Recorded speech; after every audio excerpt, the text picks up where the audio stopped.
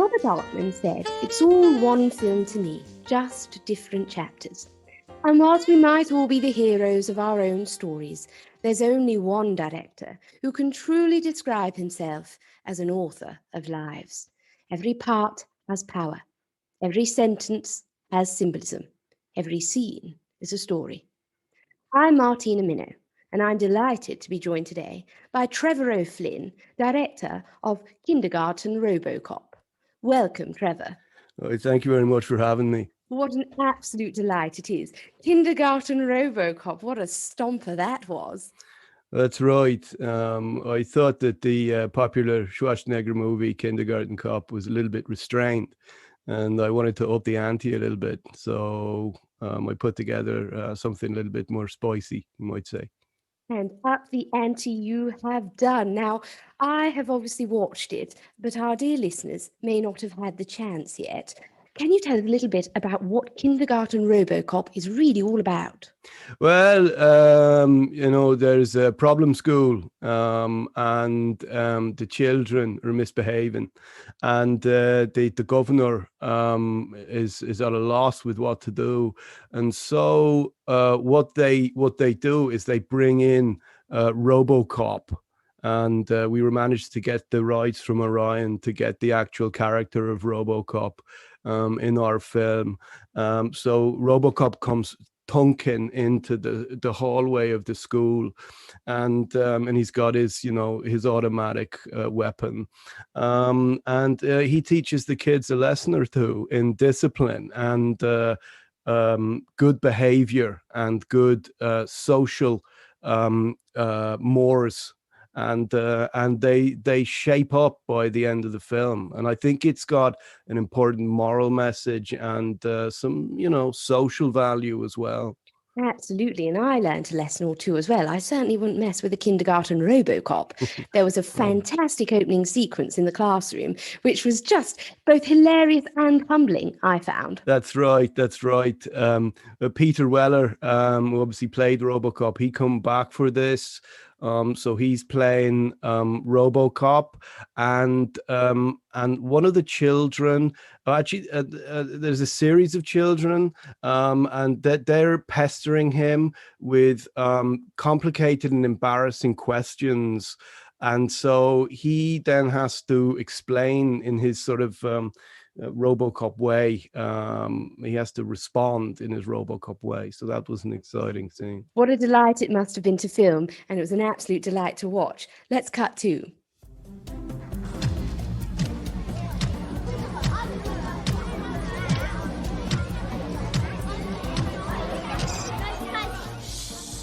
Good morning, Mr. Robocop. Thank you for your greeting. Mr. Robocop, when you are about to make love to a woman, is it more important to look into her eyes or to understand her soul? Also, what's your favorite color? For the most efficient lovemaking, you must both look into her soul and use your steely power to pleasure her. My favorite color is justice. Wow. Mr. Robocop, how much of you is man flesh? Detention for you. Rats again. My favourite colour is also justice. I think I would have quite a lot in common with Kindergarten Robocop. Now, there's a lot in here you mentioned about social values. And how much have you drawn on your own life and your own moral compass here?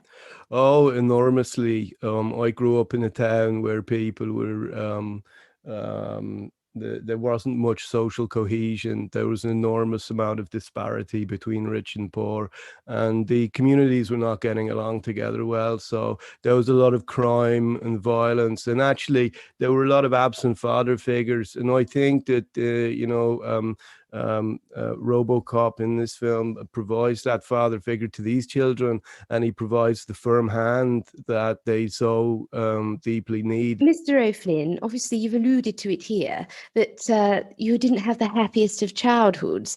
How have your friends and family received this film, which is, I feel, quite autobiographical? It was an explosive Christmas because a lot of the family were not pleased with what the kind of commentary I was making on my own upbringing.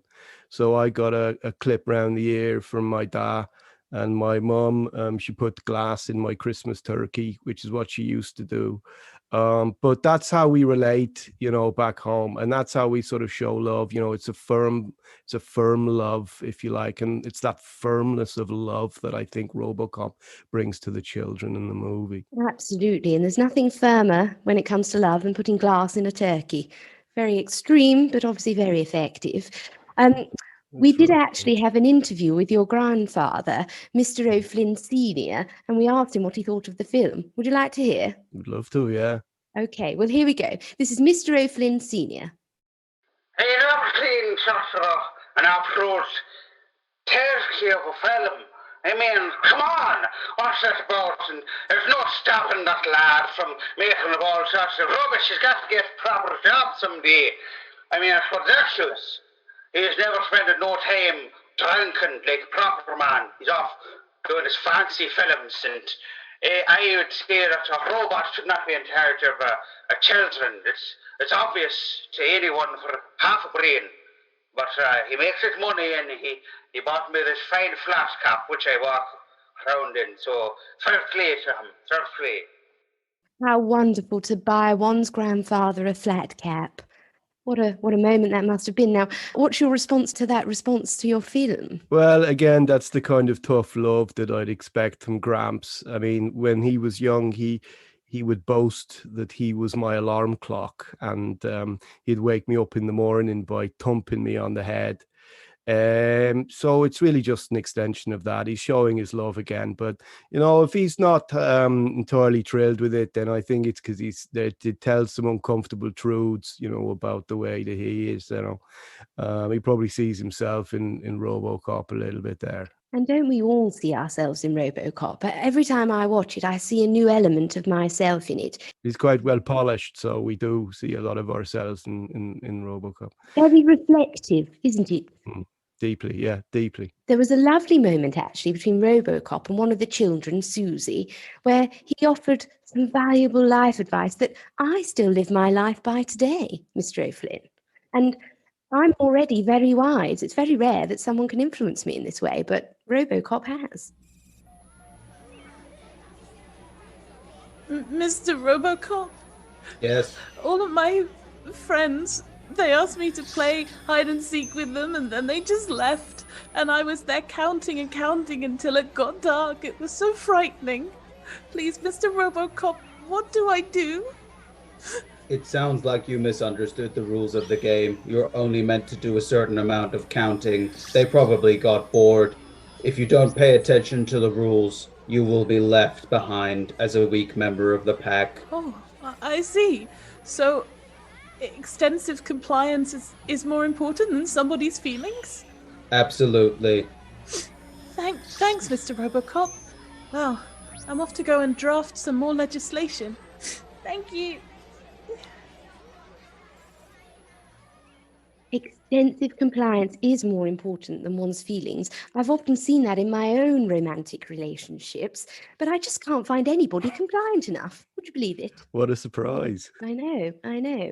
Speaking of romantic relationships, is there a Ms. O'Flynn on the scene? There is, in fact. That's right. Yeah, on this film, in fact, there was some romance. She was indeed a crew member. She was in the makeup department, and I came to check in on how Peter Weller was doing, and we get chatting, and Stephanie was there buffing his face, and then she was buffing other things later that evening. So I'm sorry to be graphic there. And are you still together? Unfortunately, it's not looking good. She has joined my family in disapproval of the film, even though she was in a part of it. So it's sort of on the rocks at the moment. She's obviously not compliant enough, Mr. O'Flynn. Quite. Obviously, there is a bit of a romantic tinge to the film, which is unlike your previous works. Do you think this is influenced by your dalliance with Stephanie, the makeup artist? I think it may well have been, yeah. You know, the way it can tonally adjust, that you adapt the film. You know, film creates itself. It tells you what it wants to be as it's in production. And yeah, I would say that those experiences infused their way into the narrative. Oh, you're more infused than a Twinings tea bag, aren't you? You really do bring this story to life. Now, obviously, there's some romantic elements, but were there any other tensions on set? I do like the inside scoop. There's a sequence in which Keanu Reeves, as a sort of he plays one of the other teachers who's like really chilled out with the kids, and he thinks that Robocop's being much too strict, you know, with his methods. So the two of them actually have a scene in the film when they compare approaches. But actually offset as well. The two of them, Peter Weller and Keanu Reeves, didn't get on, so there was drama on and off. Oh, I have heard rumours of this. We got some backstage footage from one of their trailers where they got into a bit of a tussle over a tuna sandwich. Let's cut to. Hey man, that's my tuna sandwich. There's a whole pile of them, like, over there. Just get another one, Keanu. Just get another one. Shove off, Peter. If I said that this is my sandwich, then this is my goddamn sandwich. I'm Keanu goddamn Reeves here. Look, you're Canadian. You don't count in this country, okay? I know I'm Canadian. It's obvious from the way that I talk. Eh? Look. I am the star, okay? So stop trying to butt in. You're the star, huh? You're the star, the dude in the big metal mask with lasers for eyes teaching the kids to bow to big society. That's the star? This is my goddamn film.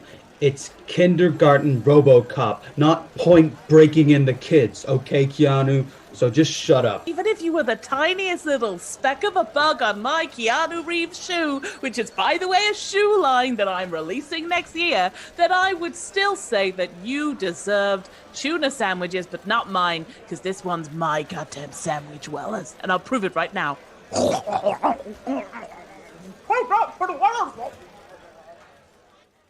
I've never actually seen anything quite like that. Was it difficult to direct them after Tunicate? Yeah, we had to put a muzzle on both of them when they weren't doing their scenes, just so they'd behave themselves. And we had to keep tuna off the menu completely, and remove all of the sandwiches because it turned them into such hotheads. But ultimately, everything worked out in the end, and they did great work together. And if anything, the anger offset found its way into their performances and made those scenes just that little bit better. It's always a privilege to see as a director someone channeling all of those emotions into their work. How did you feel emotionally by the end of the film? I was quite exhausted. You know, it was difficult. It was difficult content and making such important work. But I'm really thrilled with the final product. You know, I wonder if exhausted might be somewhat of an understatement, Mr. O'Flynn, because I don't know if you remember, but after opening night, you live streamed from YouTube, and it was quite emotive. I don't know if you can quite remember it. You seem to have had a few whiskies, if I recall. That's right. Yeah, I celebrated in that Irish way, and I'd had a drink or two. But yeah, that's right. I did do a little live stream for anyone who cared to watch. Well, I care to watch, Mr. O'Flynn. I watch everything you do. Let's cut to the live stream. Right, so the thing is, I just want to say that, like, you know, turkey can have so many different inedible materials in it, you know? It doesn't just have to be glass. You can put asbestos in there if you really want to have it as a little bit of a cheeky surprise that you put anything in the turkey at all. You could put in metal sheets, but they're quite expensive, really. But you know, the important thing is to remember that it's just a sign that whoever's cooking that goddamn turkey loves you so goddamn much. I miss you, Banda. I miss you so much. Stephanie, can you bring round more whiskey? Whoever cooks the turkey loves you so damn much. Oh, how beautiful, Mr. O'Flynn. I also heard that, and I don't want to call you a sellout, it's not words I use lightly, but have you been doing adverts for Bernard Matthews? Is that true? I'd rather you didn't ask me those kinds of questions. But since you've already burst my bubble, yes, it's true. I did some adverts for Bernard Matthews. I do have one of them, Mr. O'Flynn, and I can't be excused from asking the difficult questions. I am a cinephile, and I will get to the heart of the matter. And if you're doing adverts for Bernard Matthews, I can tell you I will damn well find out about it, and I will broadcast them to the world. My rival, Rowena Rowe, wouldn't shy away from it, and neither would I. Let's cut to the Bernard Matthews advert, directed by Mr. O'Flynn. Turkey, the cornerstone of any festive meal. Green fields, butter, and of course, high-power firearms. This spring, your kitchen, your kids. Bernard Matthews, for the family that wants to eat a dead bird.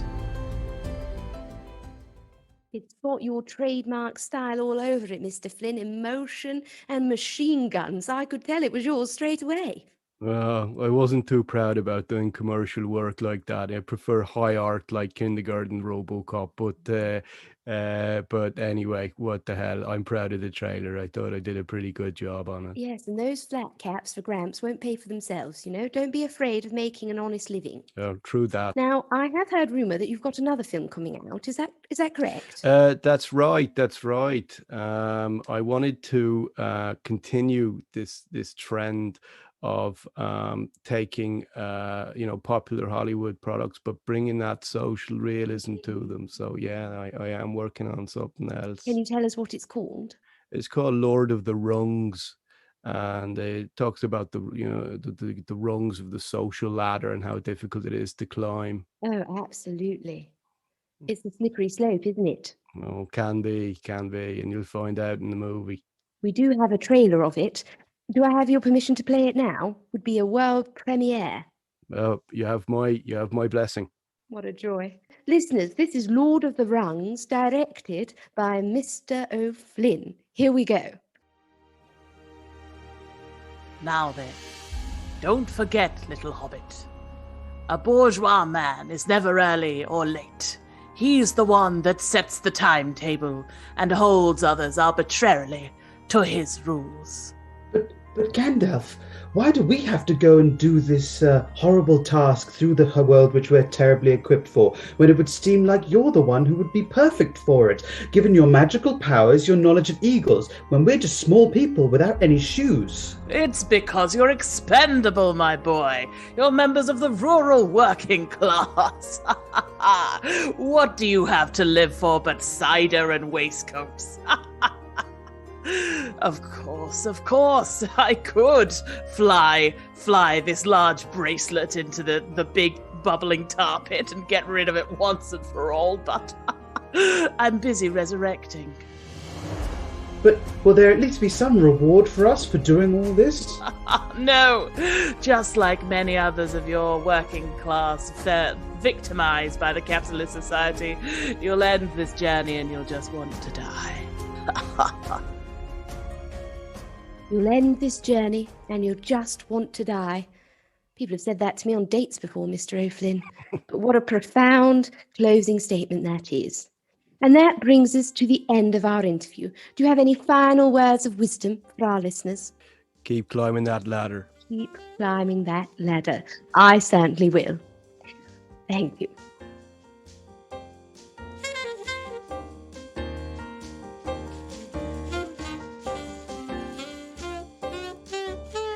The Improvised Movie Director podcast featured Sabrina Luisi as Martina Minnow, with resident improvisers Vicky Hawley and Rory Vieira.